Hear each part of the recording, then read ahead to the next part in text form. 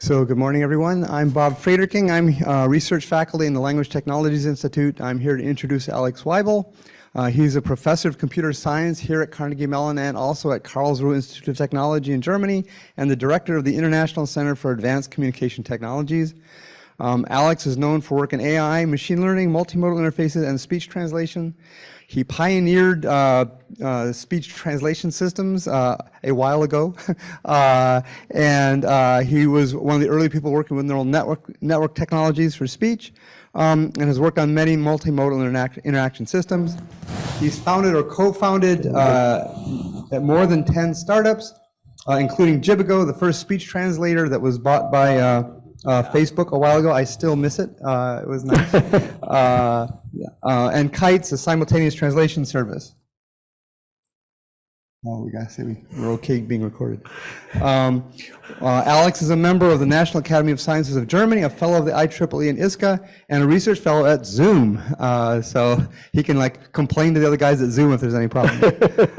He has his degrees are from MIT and Carnegie Mellon, and we're going to be interested to hear about deep speech from the deep. All right. Thank you, Alex. Thank you very much. This has been a real ordeal to get the audiovisual going, so I hope you can hear me, both over Zoom and also here in the room. Is that all working? Good. So this is a difficult talk to give because it's really about two topics almost, but they come together in a very weird way for me. And as a result, this talk will have two aspects of it. One is we will be talking about a new technology we're developing for speech translation. And then we discovered that that's actually applicable for submarine communication. And we got to test it out at the wreck of the Titanic. So the talk will really have two aspects. One is the technology itself, and the other one is the what it takes to actually do an expedition at the Titanic and what we learned from it. So let me jump right in. And before I do, this talk will have lots of video examples, and some of them don't sync up correctly over Zoom. And so we are giving you over chat.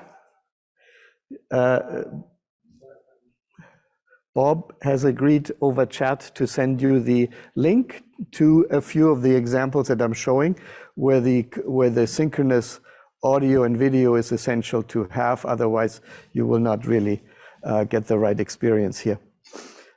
So do look in the chat for this Dropbox file and you get some of the examples that I will show.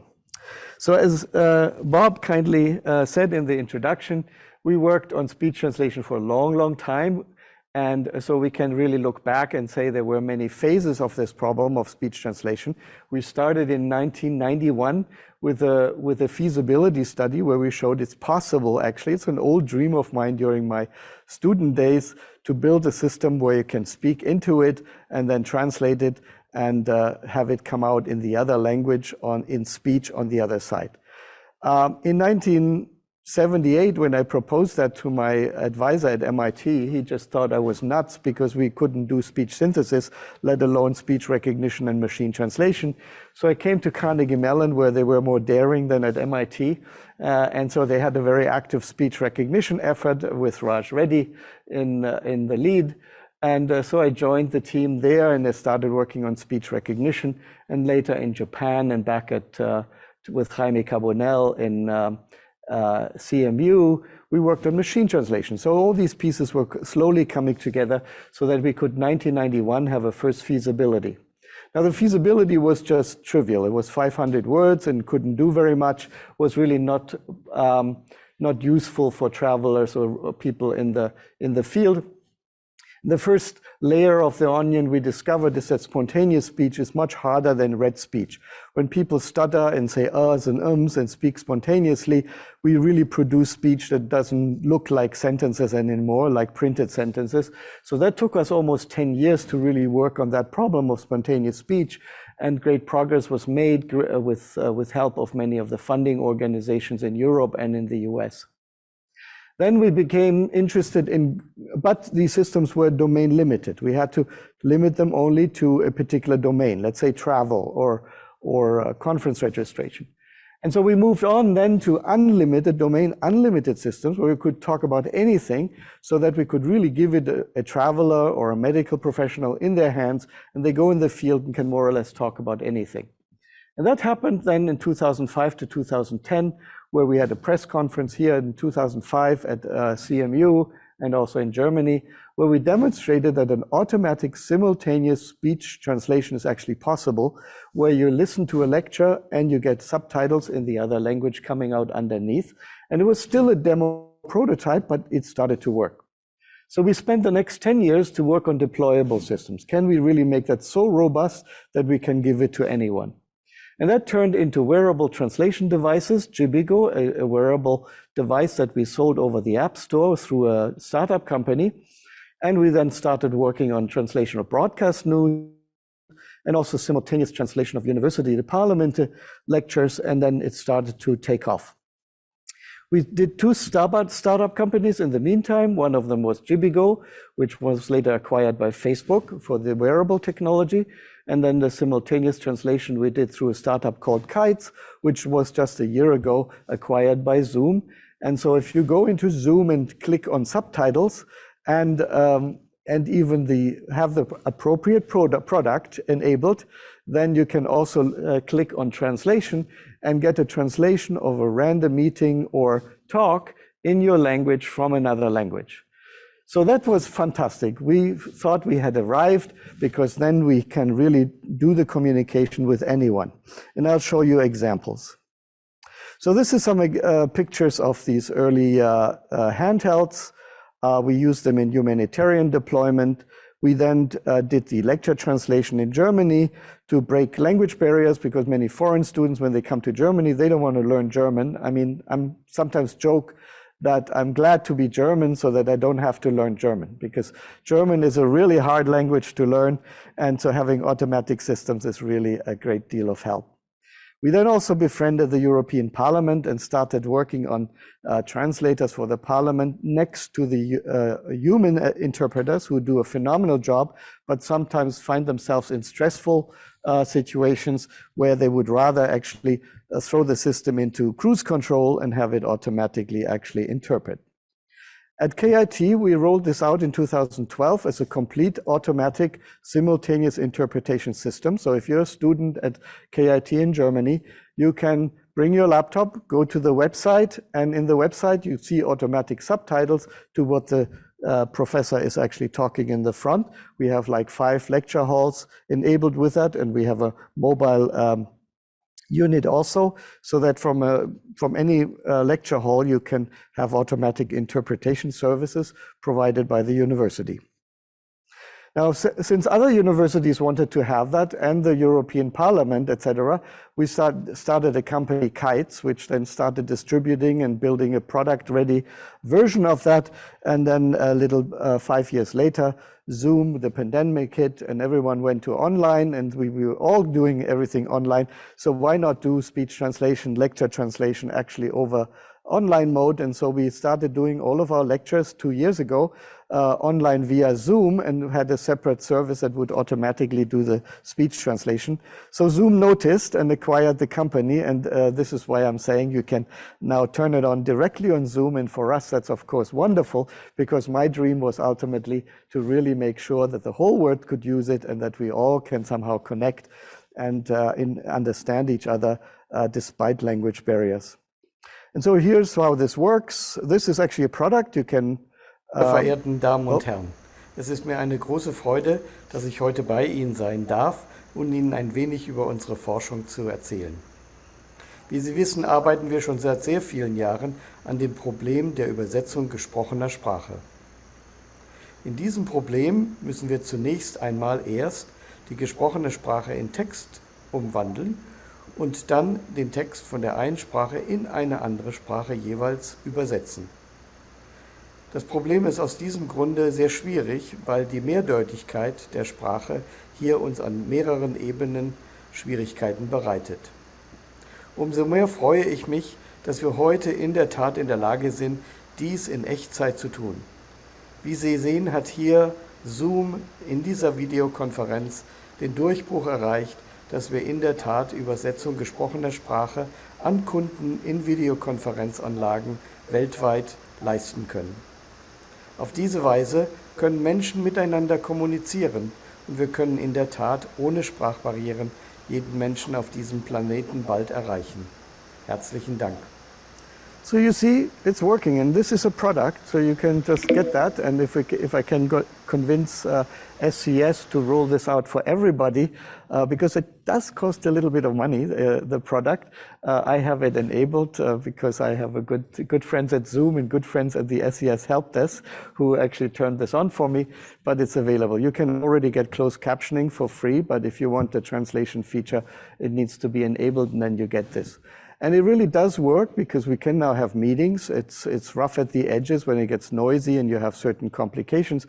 But this is where we actually now spend a lot of research time to improve it and make it better and to broaden the number of languages. Right now it supports 10 languages.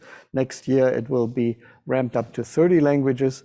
And so you will be able to use that on a day-to-day basis in talks, in meetings. So SCS could be doing their seminars in this way.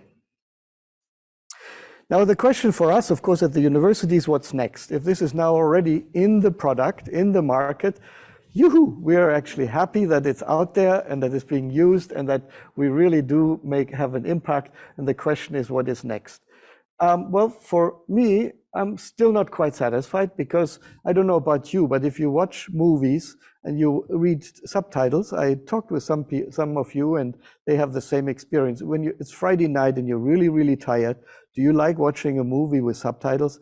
Sometimes you do. If it's a samurai movie and you want to have the original experience and the original sound, then you'd like to have it subtitled and the original sound. But it's also stressful because you always have to read while you're watching the video, etc. So subtitles is a solution, but it has its inconveniences.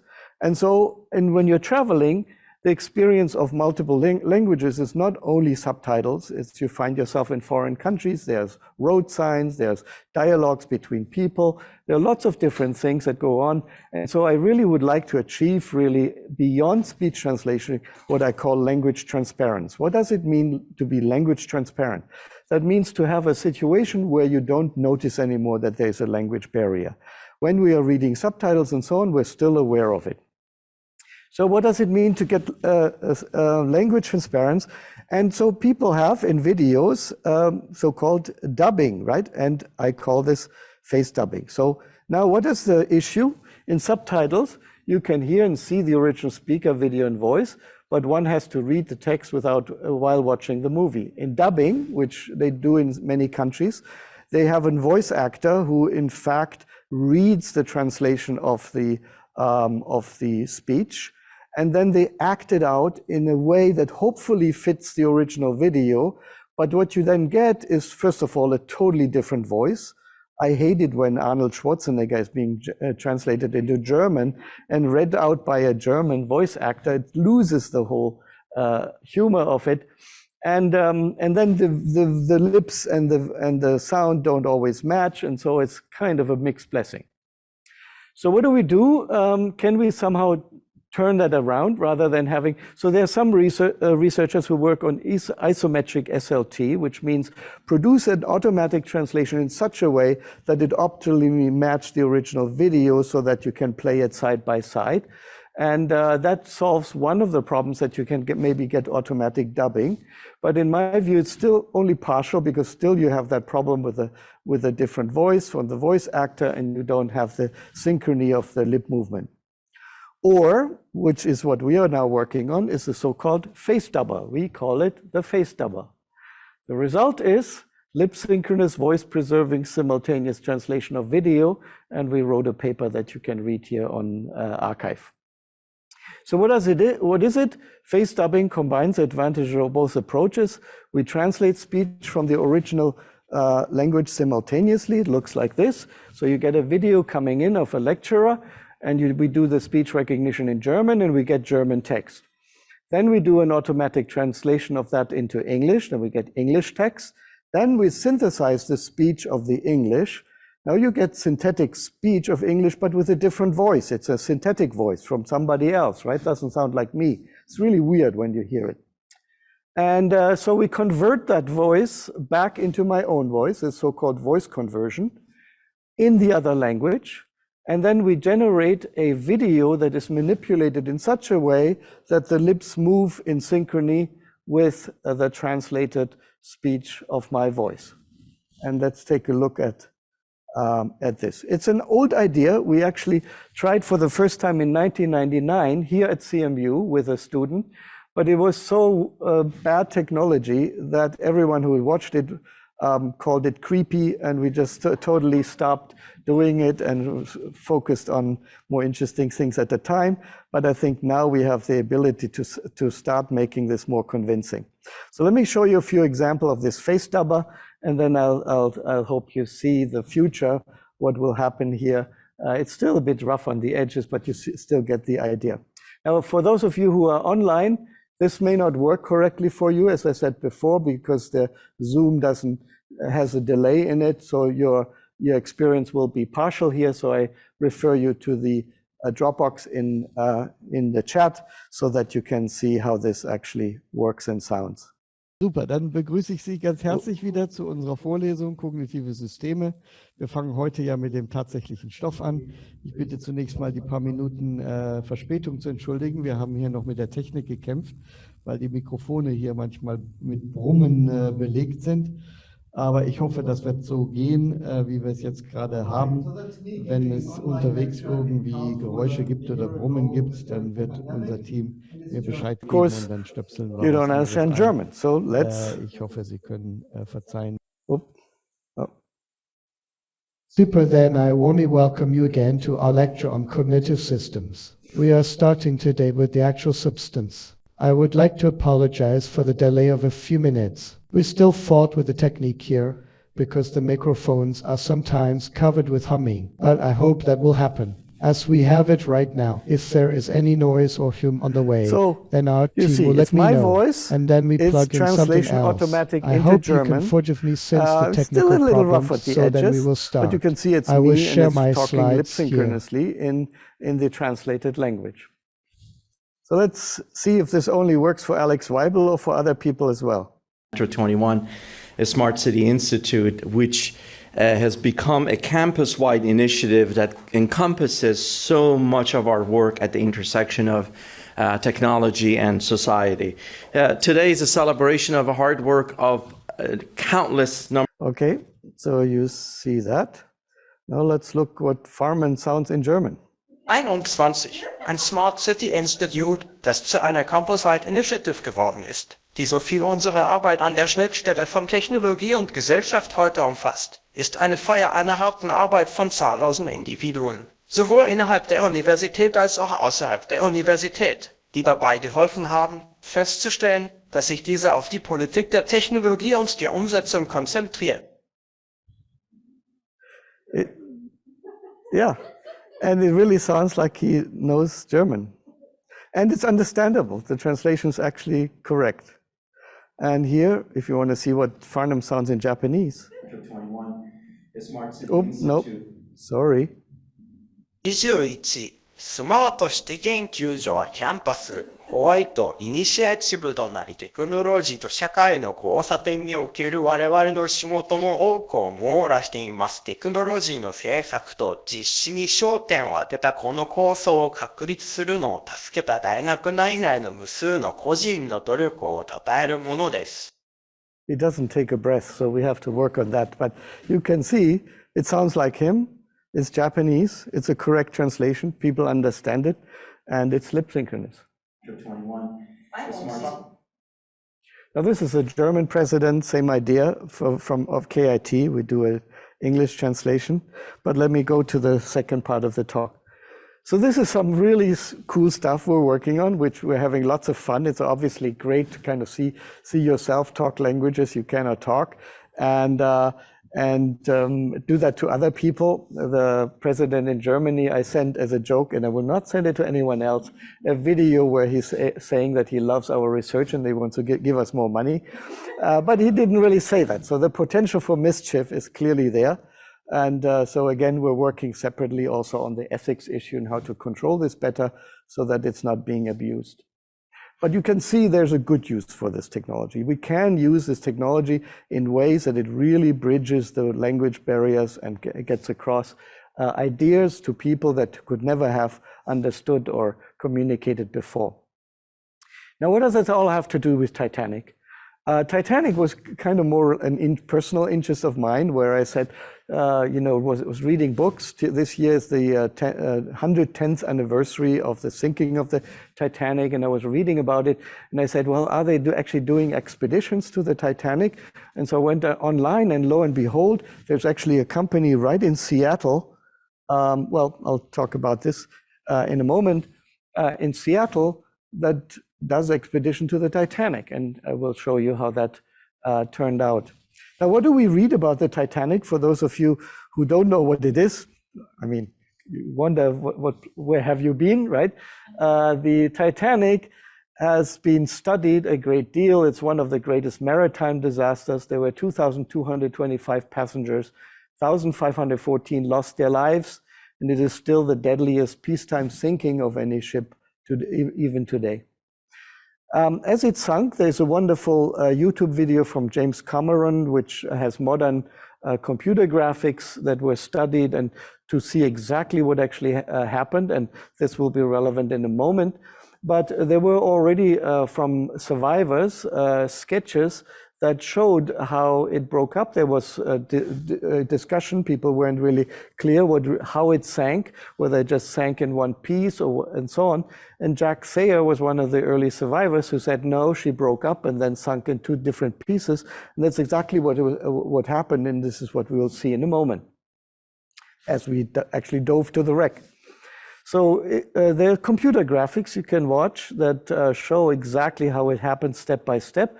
The Titanic, as you know, struck an iceberg. It scratched all the different compartments underneath and then filled with water and started to sink. The bow went forward, it started to take on water, and as it sunk more and more, the stern, the back was so heavy that the whole thing actually broke apart, and the bow essentially went down like a torpedo and into the mud, while the back essentially folded up and then filled with water and went straight down, peeling all the metal to the sides in various ways and dumping everything that was inside the wreck onto the ground. So what you see on the ground is the bow, which is this relatively fairly well intact piece in the front. And in the back, you still have the stern with all kinds of metal pieces that are scattered all over that are actually very dangerous for submarine expedition because they're all very sharp, gigantic pieces of metal and a huge debris field. Some of it has been salvaged by now. And you can see some of it in Las Vegas. There's an exhibit of some of the things that have been salvaged. But when you're down there, you still see coal on the ground. And we had pictures of ashtrays and plates from various classes and so on. They're all scattered around, and the massive metal pieces on the floor there. Of course, this has been triggered lots of movies, and I don't have to explain this to you. You've probably watched at least one or two of them. They all tell the story, and what is so remarkable about it is it's not only a sinking, but there is a human element of it. We all know the personal stories of the people who lost their lives, and there's great examples of courage and valor, as well as cowardice and human drama. For scientists, it also was an interesting object. It was researched, and for many, many years, people tried to actually find the wreck. And for a while, people tried to actually raise the Titanic. But those plans were sooner or later abandoned because the wreck is so deep that there's no hope of actually getting it up. And by now, it was also so brittle that it would just disintegrate if one tried. The wreck was finally discovered in 1985 by an expedition led by Jean-Louis Michel from France and Robert Ballard from Woods Hole Oceanic Institute. You can see their websites. And what they did is they did what they called mowing the lawn. They went with sonar devices and visual sensors and really scanned the ocean floor. And for a while, first of all, the Titanic incorrectly transmitted its position incorrectly. So people looked initially at the wrong location. And then secondly, people didn't consider that even from that location, the wreck itself and the debris would drift. It's 13,000 feet. And so one has to take into consideration how the debris would actually scatter down on the ocean floor. And once that was realized, people moved the entire search and then had these sonar devices laboriously scanning the ocean floor to try to find debris and scatter. And finally, what really made it is when they found this picture here, which was taken on this mission of discovery. And he has these 3 round objects that you see, and they knew they had discovered and they had found the Titanic, because these 3 round pieces indicate that this is the boiler. There are massive boilers in the Titanic, and these are the entry ports where the workers would put coal in it. And it was very unique to the Titanic, and so they knew they had found it. Okay, now just to give you a little bit of an idea what this all entails, it rests at 13,000 feet, 4,000 meters under the ground. The water pressure is enormous. If you do the math, it's 400 times the pressure on the surface. And it gets totally dark after 300 meters. So you have to go there with sonar and lights. And there are very few life forms down there, but there is life. And on the way down, it's actually fascinating because you have this bioluminescence critters that surround the submarine and check us out to see whether we're edible or not. And then eventually, if you do the dive, you get down to this wreck. Now, where is it located? It's 370 miles, nautical miles, so 690 kilometers southeast of Newfoundland. So expedition there is not only deep, but it takes considerable preparation to even get to that point in the Atlantic. And as you can see, it's off of the continental shelf where it really gets very deep. So actually getting there and finding the right moment, it's part of the great challenge to do a dive. Now, as I said, I found this intriguing, and after Googling some, I found a company that actually does expeditions to there and continues doing various experimentation. And it happens to be near where we live in Seattle. So I said, what's the harm in driving up and giving a look and checking it out? So we visited Ocean Gate. This is the CEO, Stockton Rush, who runs the company and does these missions. It's a commercial operation, so people can do research projects and research missions and do that with their submarines. The submarine is experimental. I'll say a moment some more. It's not registered, but because it's out in the ocean, you know, no one has jurisdiction, so they can do some very funky stuff out there. And but it was designed, I think, and developed and built, I believe, with at NASA or together with NASA. And it has in the front, as you can see, these gigantic domes, which are made out of titanium, 5-inch titanium, really massive to withhold the pressure. In the middle, it is carbon fiber. The carbon fiber is really strong, but again, it's also delicate to make sure that it's built to withhold these pressures. If you're doing a dive, 400 times the pressure, 13,000 feet deep, it's impossible to do a decompression dive like scuba, forget it, it's not possible. But so you have to be in a sub where you have inside the normal pressure on the surface and outside you have 400 times the pressure. So what the sub has to withhold is just enormous. There are very few subs in the world that can do that. So they told me about this mission that was starting in summer 22, and so I got intrigued, and I said, well, you know, what is this diving like? And so we took a little dive with them. This is locally in Seattle with another sub.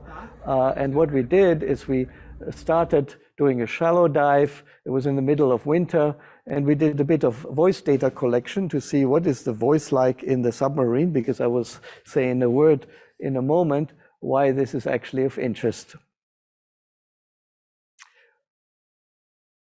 Now, the problem in a sub at that depth is it's salt water, and salt water does not transmit radio signals. So you can't just radio as you normally do. And so what people do is either they have a long tether, but having 13,000 feet of tether down to the ocean is tricky.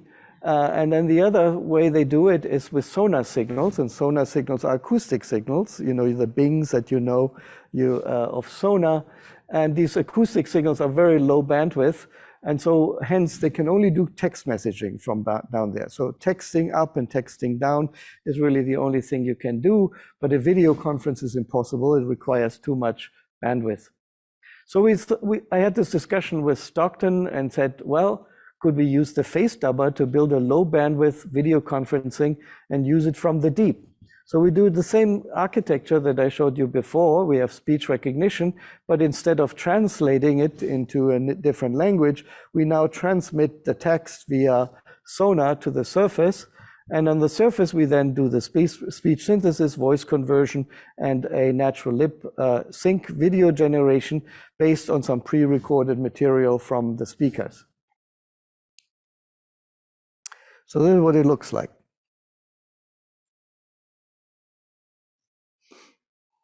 Hello, I am Stockton Rush, CEO of OceanGate. On our research mission, we are planning a deep dive to the legendary wreck of the Titanic. It is a little rough. I am Alex Waibel. We are excited to be part of this mission. Our role is to contribute to better communication between the submarine and the ship on the surface. Such communication is crucial. Unfortunately, normal radio transmission does not work deep under the sea. That is why we are planning to try a different approach. We are recognizing speech in the sub, then we transmit text via sonar signals to the surface.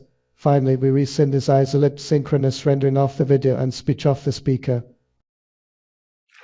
Okay, so it's a bit rough at the edges, but you do get communication. You get now voice communication and even video.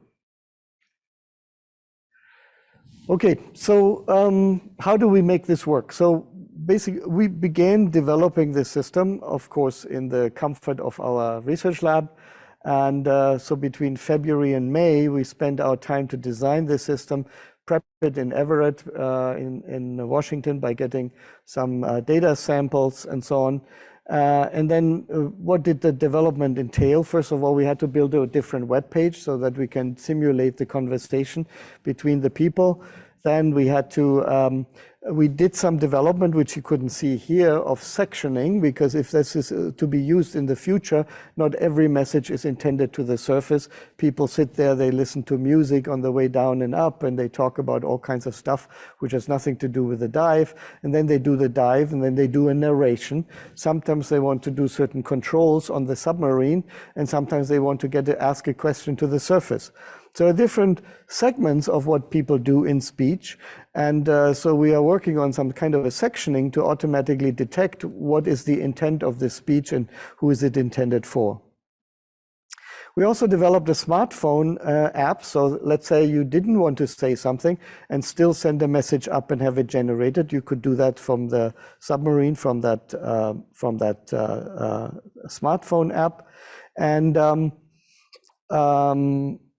the other challenge is how to do this all offline in the submarine and improve the onboard performance. So what's involved there? First of all, most of our systems run over the web or require some internet resources. And down in the sub, you don't have a Wi-Fi that I mean, there is a Wi-Fi, but it's only internal. You can't really somehow Google something on the surface or run a YouTube video or something because there's no internet connection to the surface. So we have to be totally autonomous. This has to be in the sub, and all of our processing has to be done on board of a laptop.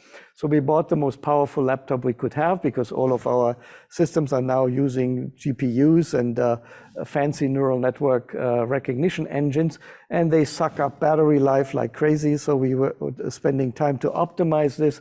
We were concerned. We bought 3 big batteries that we could exchange. but we weren't really concerned whether that was a safe thing, because you're now putting batteries inside of a sub that is a totally bolted in environment. And at least since my butt was on the sub, I didn't really want to risk it and having some sort of batteries that could catch fire or explode, etc. in the sub. So we just left it just to the battery and then had to restrict ourselves to 2.5 hours of runtime. So we decided we're going to wait until we're really at the ocean floor and then try our experiments. There are speech issues. The sub is round, so it's the perfect echo chamber. So your voice echoes quite a bit. And so dealing with the conversational mix that you get from different speakers was a big challenge. How do you separate the background from the foreground? How do you filter out music? And how do you deal with certain vocabularies? They have certain words in the submarine world that I never noticed before that the system, of course, initially would misrecognize.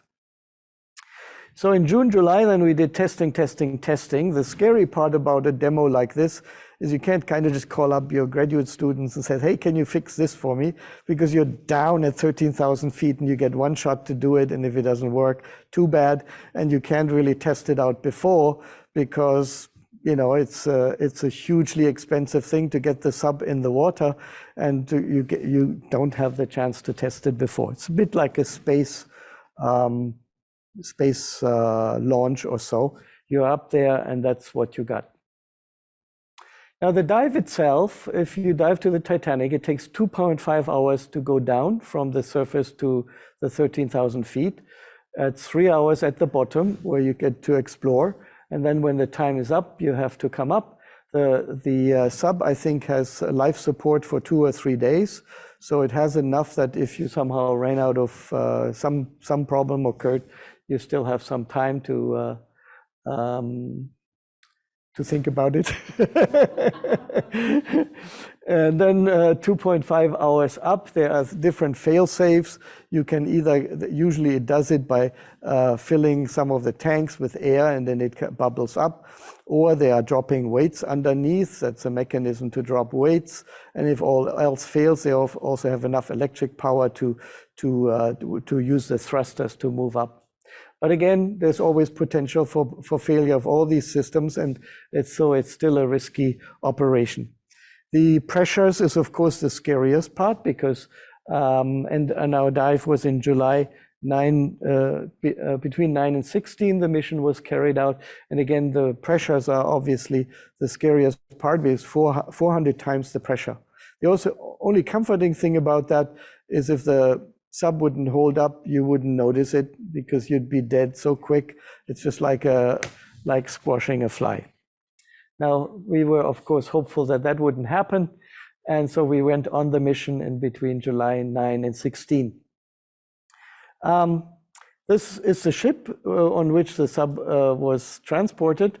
It's enormous. It's a maritime ship, a utility ship that in the winter moves icebergs to protect them from oil rigs. I just did not know this was possible, but what they do in the winter is if icebergs move towards oil rigs, they put a pole into the iceberg, drive around it, so they make a lasso basically, and then push that sucker just enough so that it doesn't hit the oil rig and misses it.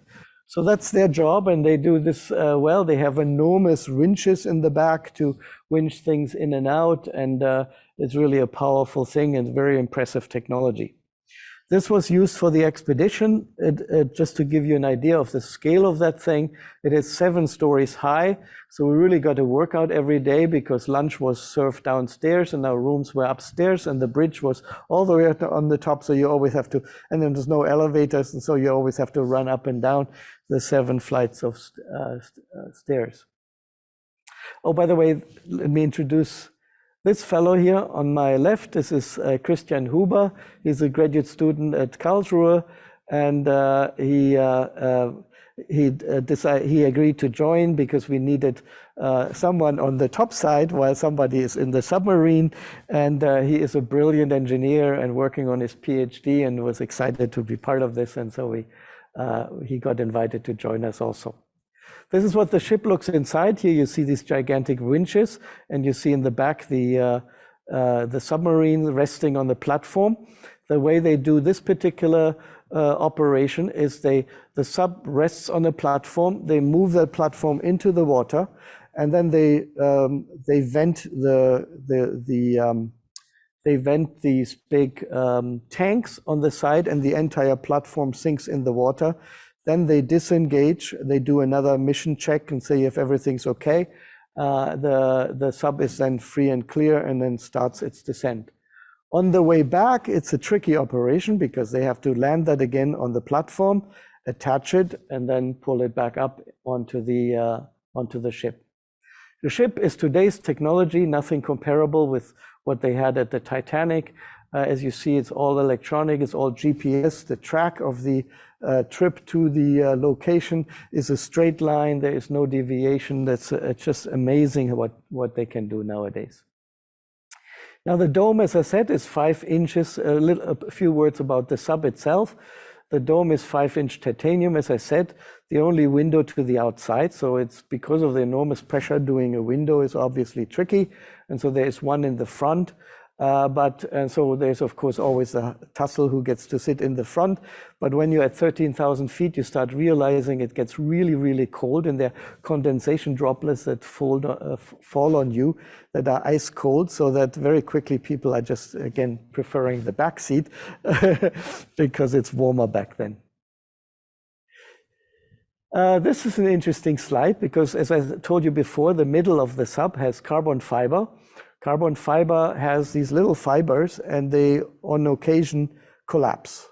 And so it gets monitored all the time because you want to make sure that the rate of collapsing fiber is small enough, because the material does fatigue over time under these enormous pressures.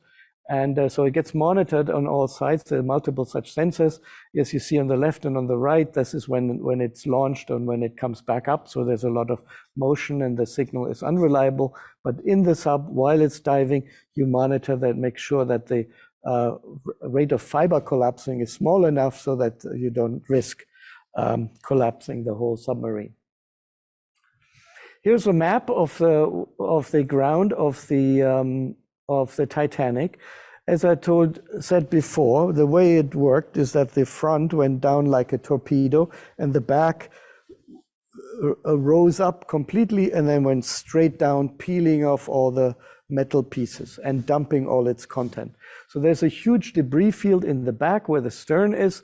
It's very interesting from an architectural and mechanical point of view. And the front is more intact, as you can see, but it's 600 meters apart from the stern. And the stern actually, while going down, has rotated. So it's actually pointing in the wrong direction as vis-a-vis the front. Now, this has all been studied and explored a great deal. And as I said, we had fun on board as well. A romance is waiting for the good music. Okay, he's doing it. Here we go. Oh.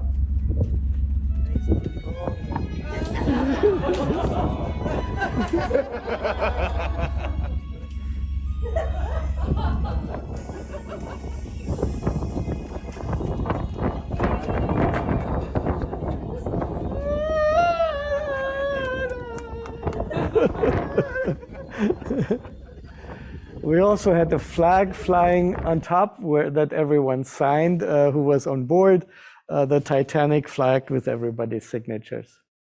There were daily briefings that were super interesting because, again, getting to it is a challenge. You have to make sure to launch the sub that the waves are not higher, I think, than 2 feet. And so there are weather reports constantly being monitored. And indeed, we ran into weather and couldn't go straight to the Titanic and had to park ourselves in another region where there was less bad weather. And this was all reported in briefings every day and discussed and how we should go ahead. The time during the briefings and the time on the ship was well spent. They were very fascinating lectures by seasoned Titanic experts. I've never learned in my life as much as I did from these guys. These were guys who really did all of the salvage operation and initial explorations. Some of them were indirectly involved in the original discovery or had friends to do that. Some of them had many missions before.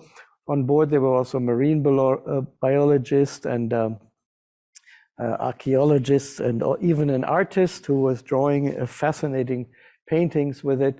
Here you see one of those talks by a French fellow we all named PH, and he's a very wonderful character, great friend, great admirable person who did many of these expeditions and explained to us the way the wreck was lying. Many of them were explorers. You see here on the right, a fellow called Rory. He's a member of the Irish Explorers Club, and he told us some of the original exploration here on the left, and a flag that they had used at the original exploration, which he, on our dive, took back down to the Titanic to celebrate the anniversary and have it on board and revisit the Titanic. We had these weather briefings, and as I said, we steamed towards the location, and on the location, it was bad weather, so we had to park ourselves somewhere else and look for the weather window, as you can see here in the display below. In the weather window, we could then see when and where we would have a chance to actually make it out to the location and do the dive. So while we wait, other than lectures, it was also fascinating to look outside. There were constantly whales and dolphins jumping up and down. So it was really just terrific to be out there. As you see, the weather was good at that location. The weather was bad over the Titanic. And so we parked ourselves here and looked at the dolphins and the whales, which was fascinating in its own right. Somebody suggested, there were a lot of scuba divers on board, and they said, oh, let's just go scuba diving. But somebody pointed out there is a shark tracking device and on the internet, and they found that there were actually some white sharks in the neighborhood. And so the plan of going swimming and diving was abandoned at the captain's orders. He says he didn't want to go down in history as the captain who supported Eton explorers. Finally, the day came. We had the dive day. The weather was good, and we were on location. Here's the ramp early in the morning. We had to get up brutally early at 4 o'clock in the morning to be ready for that launch. Here you see the early sunrise, and I at least was really sleepy still. But the whole deck in the back of the ship jumps into action. There's a lot of lively activity. There are always things that break. Tanks have to be filled. They have people with welding equipment to fix problems, etc. And it's just enormous the effort that it takes to mount an expedition like that. I had such a respect for those folks who put this all together, because I had no idea how complicated something like that actually is. So here you see the sub on the platform on the right. It's as you see, these big tanks are the tanks that get vented up and down. The sub is in the back here. You can see it, and I think they're attaching stuff and equipment for measurements. There were sensors being deployed and so on, and we were getting ready to be on the dive. Here, as I said, everything gets put together and connected. You see the rollers underneath. That's where the platform is being rolled backwards into the sea, and then the platform is sunk, and the submarine is free to do its dive. Here we're getting ready. The sun is starting to come up, and this is where we're climbing on board. I think the guy in the front is me. Maybe hard to see, but we're basically going in the front into the dome, and then the dome is closed and bolted. There's really guys with bolts and automatic with screwdrivers, essentially with automatic what do you call it? Yeah, basically bolting it in. There's 18 bolts that go in. There's no way to open the door from inside. So in my view, getting crushed at the bottom is less scary than not being found on the recovery, because you're bolted in and you can't get out. I mean, you need the recovery crew to get back out. I took this with a drone. I took a little drone along, and when I did a test dive, I flew that drone to get a picture of it, give you a bit of a sense of proportion. This ship is enormous, and again, the sub on its platform is being floated backwards, and it's driven into the water and then vented to be released. Here you see the rescue boats on the side. And what happens at this stage of it, they floated and they have various things they call stop ski, which was one of those vocabulary items our recognizer couldn't handle. What's a stop ski? Stop ski is that during the entire mission, they have certain points where they stop everything and then they go through checks, right? This check, check, this check, ready for launch, ready, go, system go, just like in the space launch, right? And finally, then they do the venting and they do another check, and then finally they do the dive. So here we are, the submarine on top of the platform, being ready to be vented. And then it's actually happening. Here they're venting.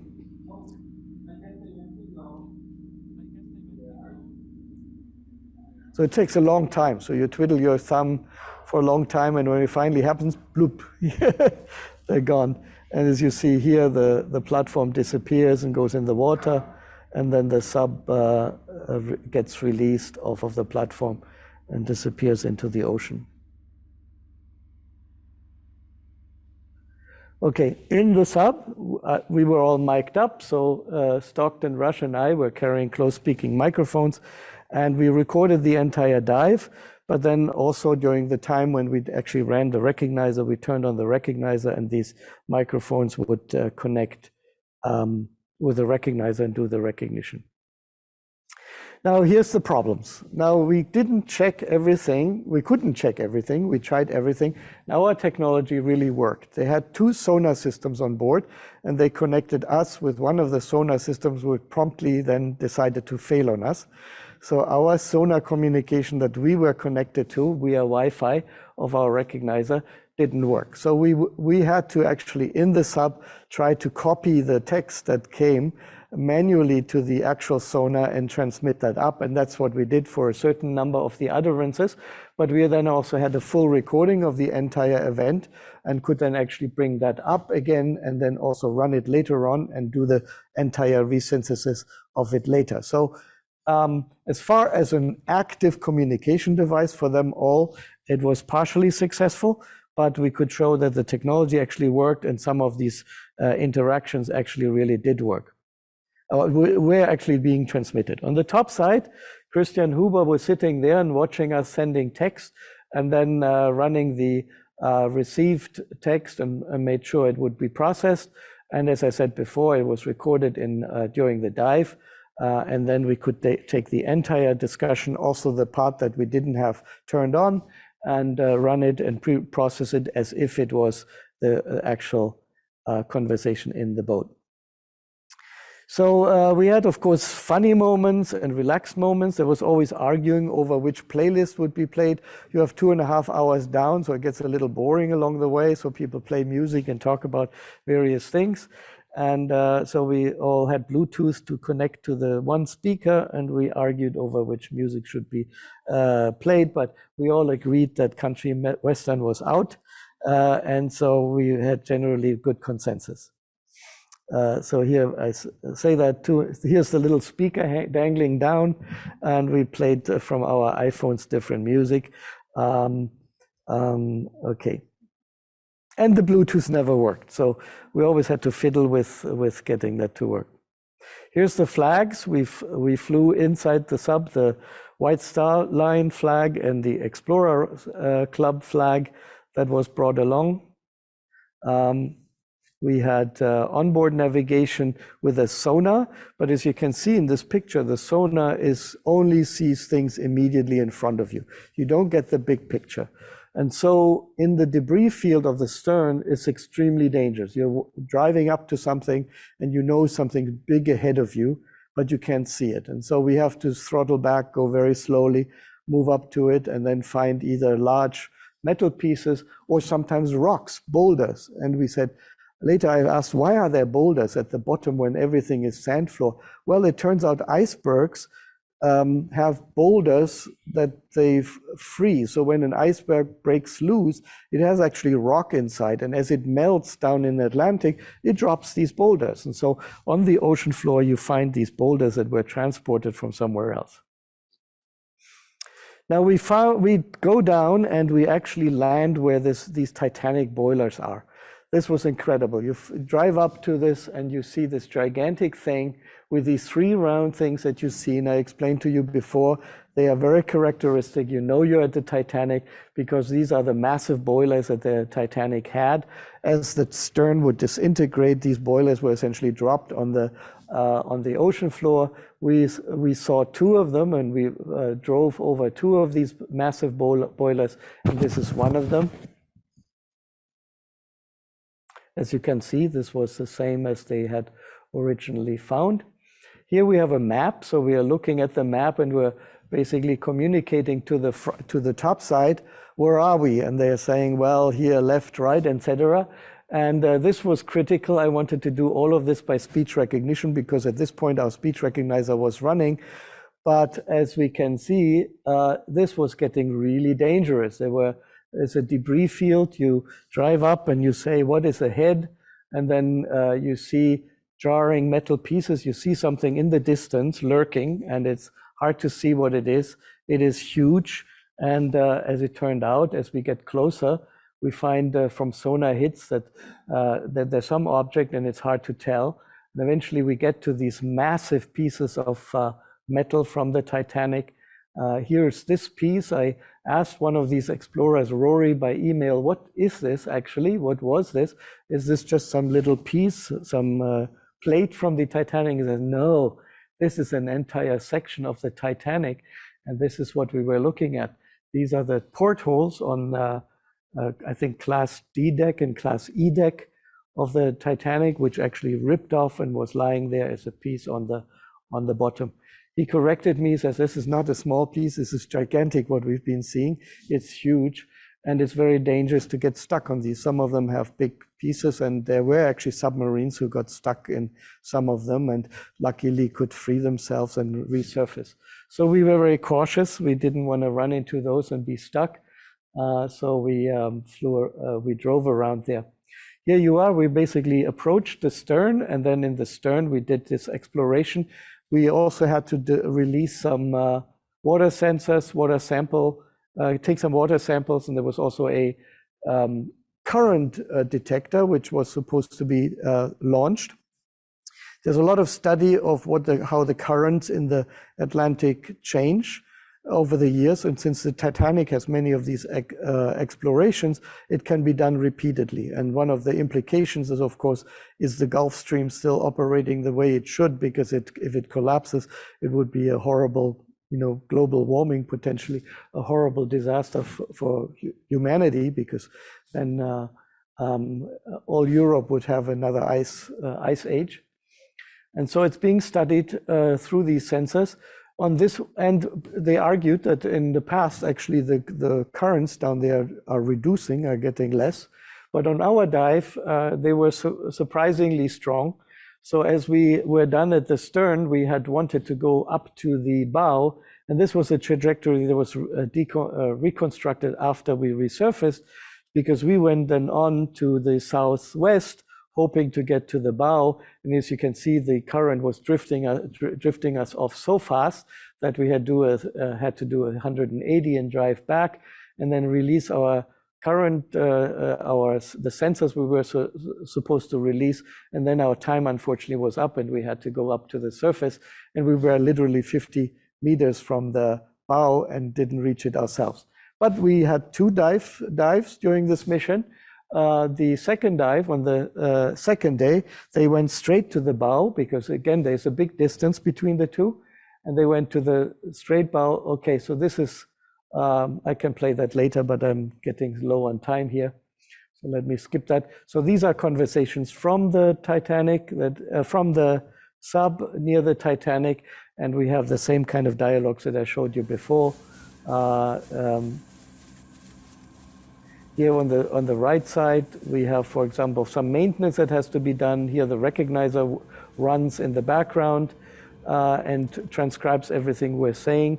Maintenance, by the way, includes putting, there's a scrubber that cleans the air of CO2, and they have to put some pellets in there to make sure the scrubber runs. And so I was surprised to see the CEO suddenly go in the back and put some kind of pellets in some kind of canister. And I say, what's that? Well, this is the scrubber.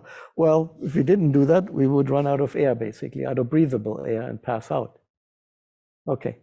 So on dive 2, these were the second dive on the next day. Was a different crew. I was assigned to that first crew. The second crew went straight to the bow and came back with spectacular pictures, as you can see here. These were images from that dive. This one is particularly spectacular because that explorer PH was on board and he knew exactly how to navigate the dive, and he's narrating this.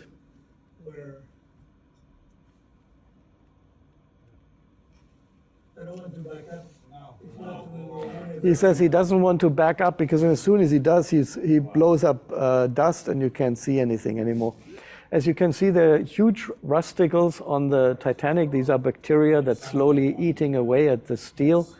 And they're called rusticles because they develop around the steel. So here we're going up on the,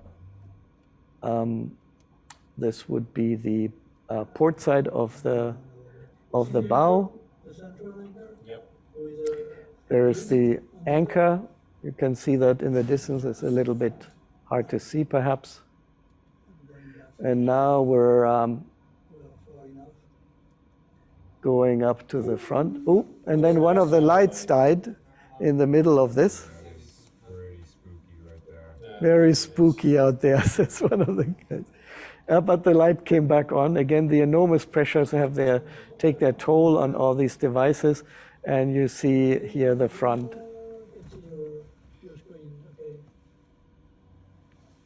So one of the responses I got when I texted these pictures was, oh, this is where Leonardo DiCaprio stood, right? Well, not exactly, but yes, that is the part of the bow of the Titanic. There are other interesting things. I found this picture intriguing because if you look very closely, there are, it's a bit hard to see when with the lights on, but right there, you still see, and here, you see these round objects. These are the chandeliers that are still hanging there.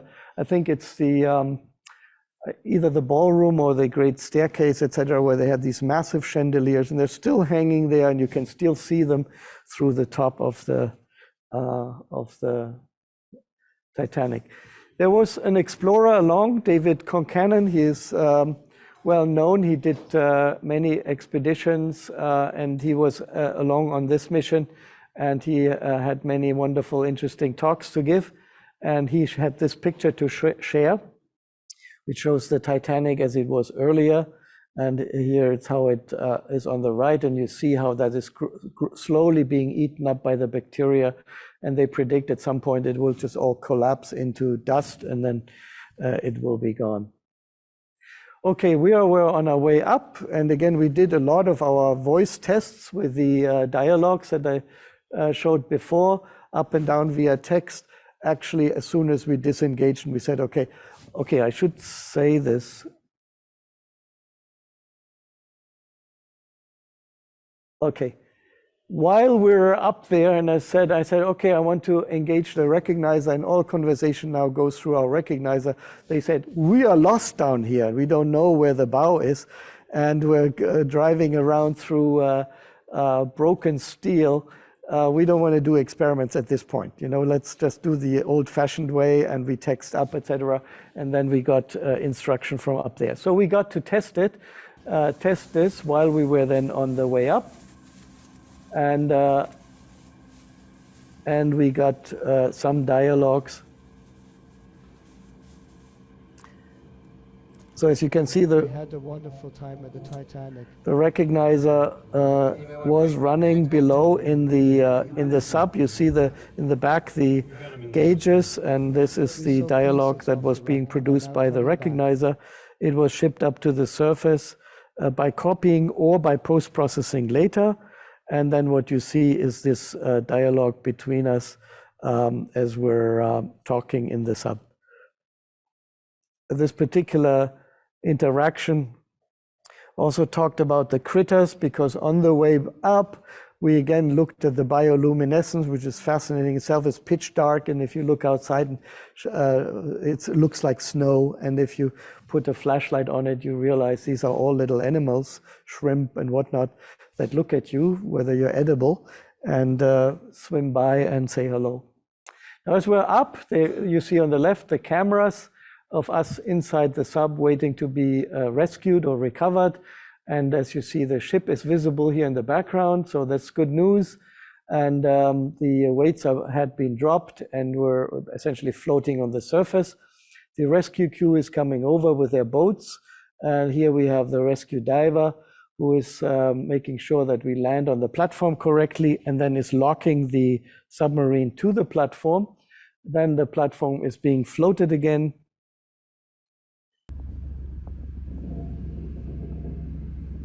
Here it's coming up.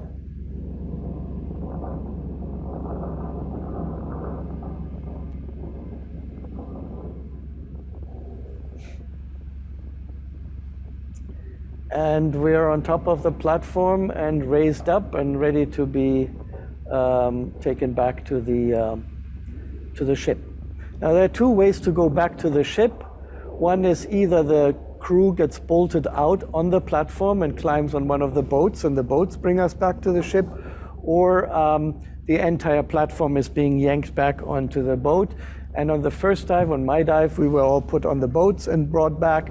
And on the second dive, they yanked I think the weather was a little calmer, and so they yanked the entire platform back in. So that's what it looks like from inside. So these are, again, a little bit tense moments, because remember, we're bolted in. There's nothing we can do. We're totally in the hands of the people, of the divers outside, to make sure we're securely on the platform, and that we can then get unbolted. At this point, we do have communication, because there's an antenna on the sub that sticks out, and so radio communication is back on. Yeah, I think I want to stay in the water.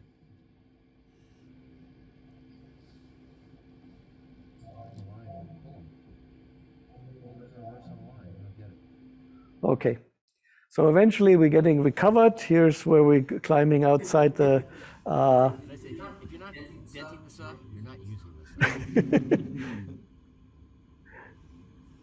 So here comes our crew jumping off the dinghies and getting on the platform and unbolting us. Here's the ride back.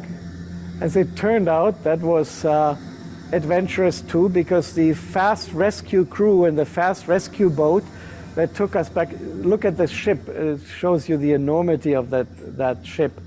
And we were supposed to climb in on the right, and as the rescue boat approaches the ship, the engine control of the rescue boat failed, and we were drifting back. And so the dinghies had to come and rescue the rescue boat. And eventually it was remarkable. They had some crane that came and just lifted the whole thing out of the water. Here's us proudly showing the flag after the dive. And the platform is then being yanked in and recovered after the fact for the next day's dive. Here's us happily looking at the sunset and looking at the recovered audio recordings we did. Yeah, and here's the return back. Here you see the whole trajectory where we did our parking in the good weather area. Then we went to the Titanic, and off we went back. This is the captain of the ship landing this thing then back in St. John is amazing, because they have to, think of parallel parking a sucker like this, into a little slot there on the port. And we all climbed down and celebrated. So these are the two dive crews, and we all took the picture together. All right, we celebrated a bit. There is the iceberg beer that we drank in St. John, and reflecting on the experience. What this picture is on the right is, I showed this to our president Farnham, is we got to paint styrofoam cups, and these styrofoam cups would get attached on the outside of the submarine. Now you have 400 times surface pressure acting on styrofoam cups, and this is what happens. This whole thing shrinks to a tiny little thing. You see the artist, the onboard artist, actually drew a little picture of the Titanic on it, and the whole styrofoam cup shrunk to there. Farnham asked me to hand this over to Central, to the president's office, so they can put it in the display case, like CMU was at the Titanic.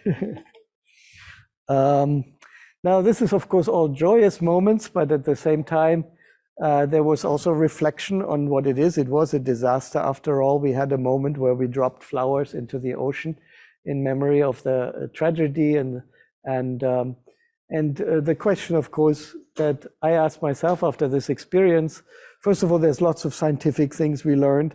I know that there's a lot of things we still have issues, like the echoes and the noise cancellation, but also the processing of speech in tense situations is by no means solved. When people are really in tense situations, they don't speak ready to be recognized. And so the processing the speech is still something that we will look at for the future.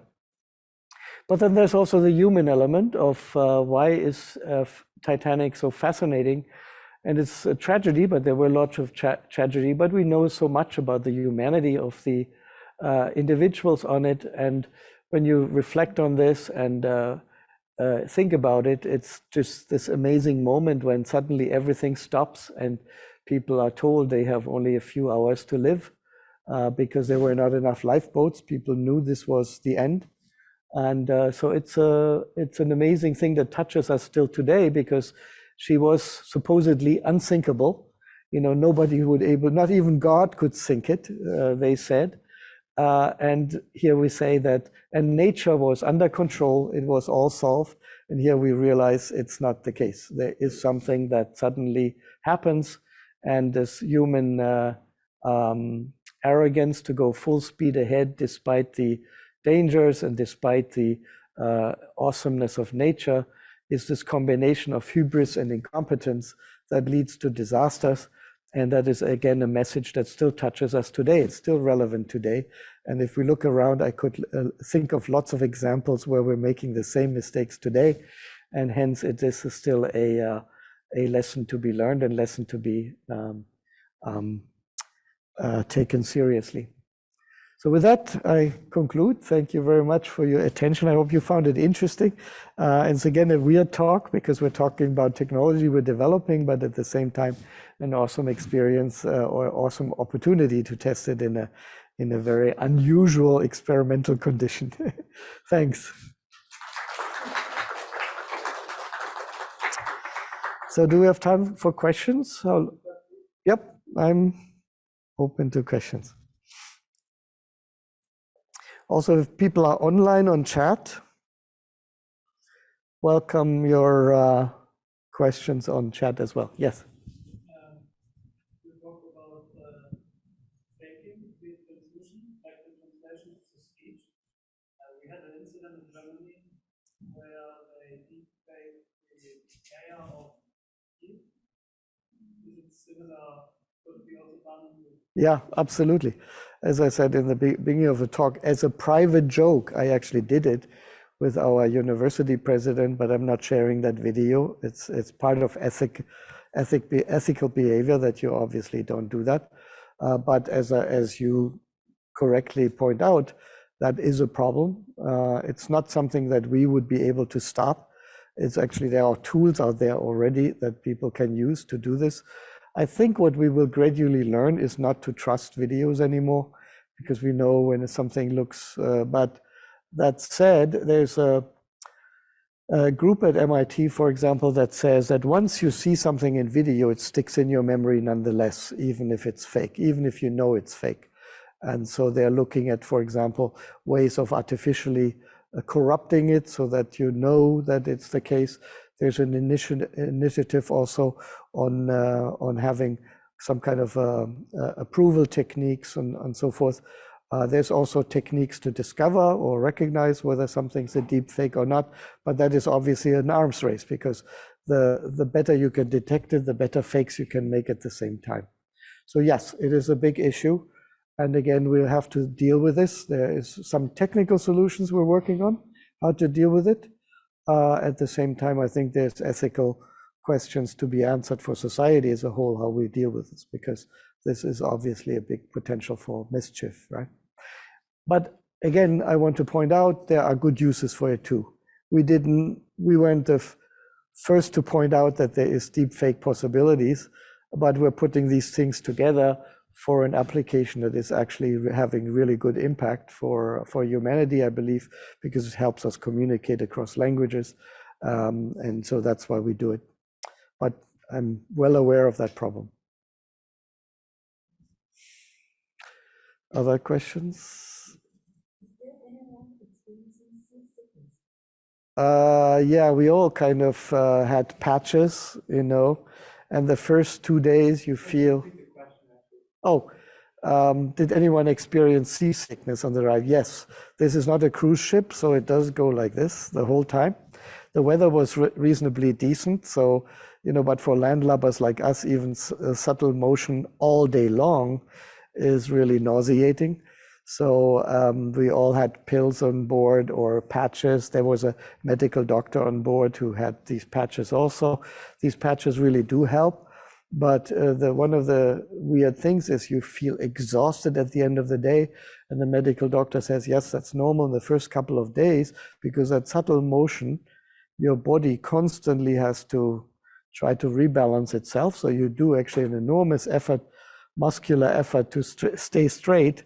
You don't realize that you get an enormous workout, and at the end of the day, you're pooped. So yeah, I mean, it does have a physiological effect on people. But after 2 days, I think we all got used to it. And then after we returned, it felt strange to be straight. I'm curious, would there be a delay from the ocean bottom to Yeah, the transmission. The transmission is pretty quick, I think, yeah, because a text transmission with a sonar is almost instantaneous. So we have probably more delays by doing the speech recognition and the video regeneration, etc. And we're trying to actually reduce that delay because even air sound travels 1,000 feet a second, and water you really fast. Yeah, that's right. Yeah, that was so. Right now we're more limited by the technology in terms of the delay to transmit, but so that we didn't notice any significant impact of that. Yeah, but good question. Yeah. Yeah. How do you think they simulate their No, that's one of the problems is you can't just do this every weekend, right? Considering the enormous effort that it takes to mount a mission like that. I mean, the technology we tested, you know, we knew that it worked, right? So right now it's really more of a question of getting more uses. Well, first of all, improving some of the things we learned and reducing the latency would be one. Getting better battery life, meaning building smaller recognizers that fit on a laptop and don't burn up the battery life as quickly. Maybe run it even on a phone. But again, we don't have all your phone recognizers run over the internet, right? So we can't do that. It has to be all on the phone itself. So that's a technical challenge. Then the other thing is speech under stress. speech under very conversational situations back and forth. That's a big issue. So we have collected some data that we can look at, and so that's an interesting aspect of it. So there are lots of things we can do on the scientific side, and then the other is, how do you do a test with a sonar, so you don't do it at 13,000 feet. So, and I think that's something we can do in shallower dives in the future, and to make sure that it actually gets introduced in an actual use case, right? But we'll see. This will be a continuing discussion. I mean, right now the market for such devices isn't terribly large, as you might imagine. There's not that many subs that do this. So my own take on this is the more interesting, broader element of what we did is low bandwidth speech recognition and transmission, right? So that means this type of technology can also be used when you have a dropout in your video conferencing in a normal use, right? So you have an internet dropout and you run a temporary deepfake of the speech that is being produced by going really low bandwidth temporarily. So I think it may be a solution for removing glitches from video conferencing by getting over rough spots during a normal transmission. So I think there is broader use for this than just Titanic stunts. Well, I think we should thank our speaker. Thanks.